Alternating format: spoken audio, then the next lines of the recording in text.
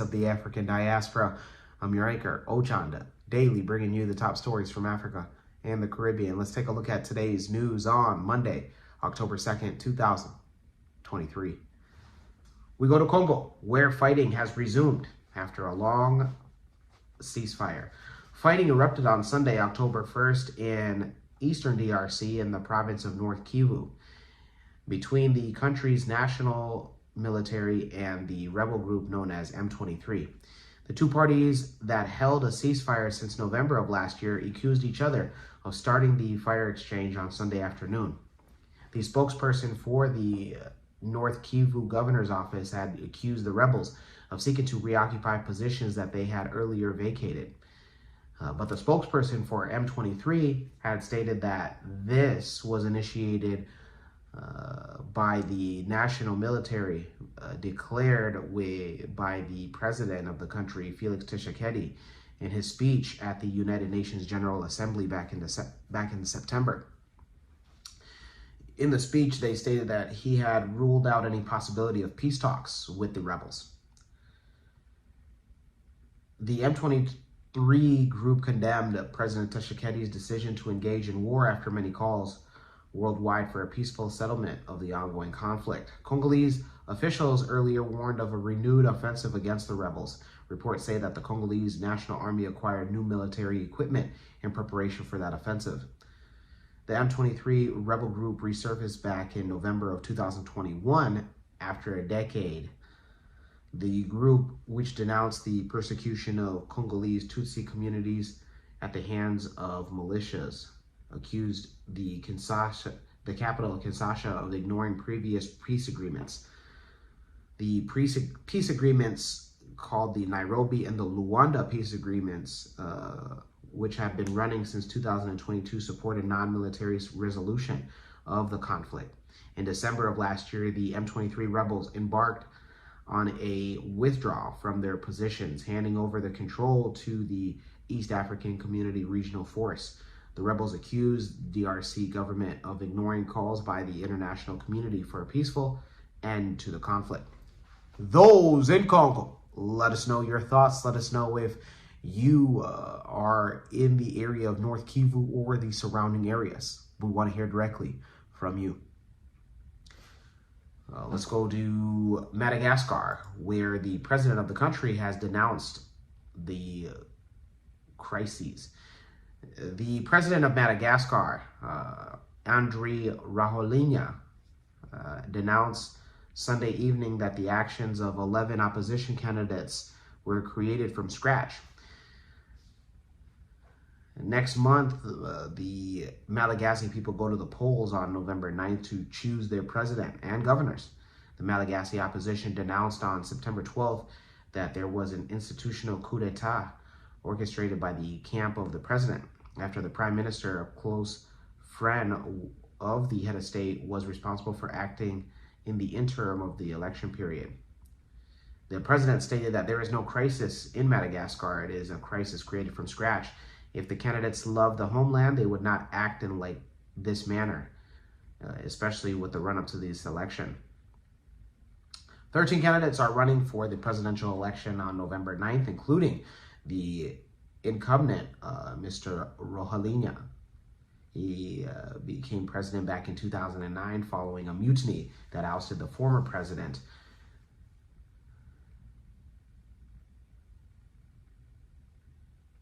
Rajoelina was elected again in 2018, and he warned in his speech on Sunday evening that there are people who want to foment unrest in this country.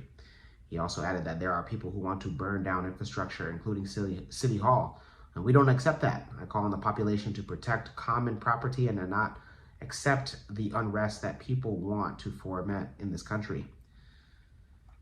11 of the 13 presidential candidates have called for the public to make their voices heard.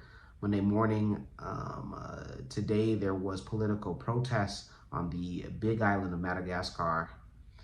It was on this square in 2009 that Mr. Rajoelina, then the mayor of the capital of Madagascar, had increased the number of weekly rallies against the then president, which led to a mutiny and the departure of that president.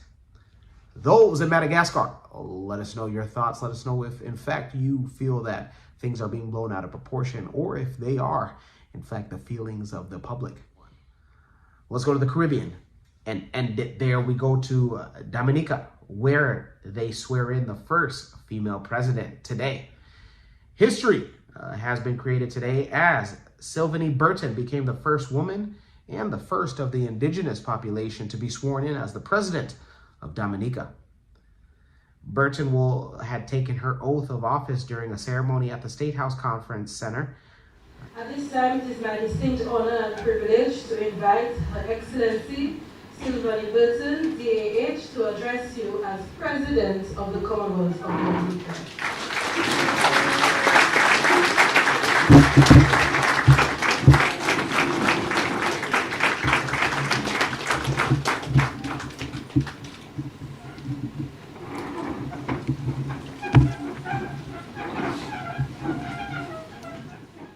Members of the media, ladies and gentlemen, a pleasant good afternoon to you. I am honored to accept this sacred duty that the Parliament of the Commonwealth of Dominica, under the leadership of Prime Minister Dr. Roosevelt Skerrit, elected me to perform on the morning of September 27, 2023. I did not ask for this great honor. I did not aspire to it. I did not even dream of it. However, Proverbs chapter 19 verse 21 tells us, "Many are the plans in a person's heart, but it is the Lord's purpose that prevails." I believe we can all agree that this act of Parliament is historic, monumental, and consequential for us as a nation, and for my indigenous sisters and brothers all over the world. I stand here humbled by this honor to serve my country in the capacity of president, something that only a few days ago I could have never imagined nor even dream about. The president-elect has a long history of public service, with her last appointment being a permanent secretary in the Ministry of Environment, Rural Modernization, and Kalinago Upliftment and Constituency Empowerment. Those in Dominica, let us know your thoughts. And from Kush News to Dominica, congratulations on having the first woman president of the nation. When we come back, we'll have today's African proverb of the day. Don't go anywhere. What's going on? MC Cadero, the #1 MC in the game. And I'm here at a wedding that I was booked for. You can also book me for not only your weddings, birthday parties, baby showers, graduation parties, all the above and everything in between. Visit www.mccadero.com. Looking forward to seeing you.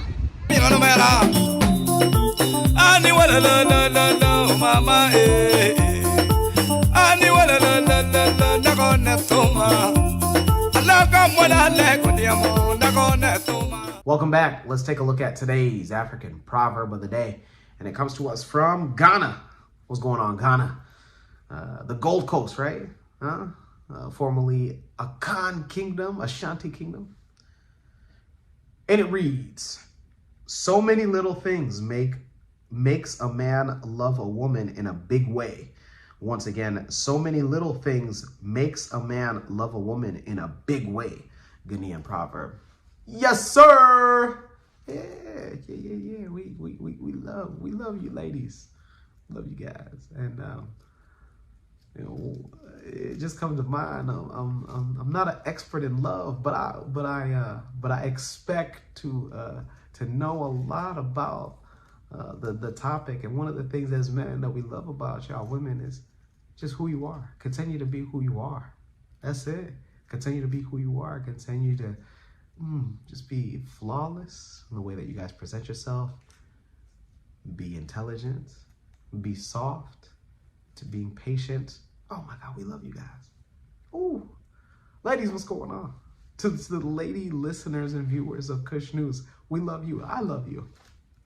Let me know your interpretation of today's African proverb of the day, as well as your thoughts, views, questions, comments, and concerns on the top stories. Don't forget to hit that like button. Make it your best friend. Before we finish, it has come to my attention that I do a not as good of a job for some of our viewers in the pronunciation of some of the Caribbean island names. I'm still getting down whether it's Guyana or Guyana, because I heard the president, Dr. Irfan Ali, he referenced the country, and he himself, we have a clip here at Kush News. I can, run it, and he himself says, Guyana. So, and then is it Curacao or Curacao? So I say all this as a message to those in the Caribbean, especially the governments in those Caribbean. If you want to reach out to Kush News, and we would love to not only get a firsthand listening on the proper pronunciation of some of these island nations, but to, be told about the history and how the names of these nations came to be. So reach on out to us here at Kush News. Don't worry. You guys know how to get a hold of us, and we'd be more than happy to come on down to any of those Caribbean islands that might have issues with pronunciations. For Kush News on Kush Convos TV, I'm Ochanda. We'll see you soon.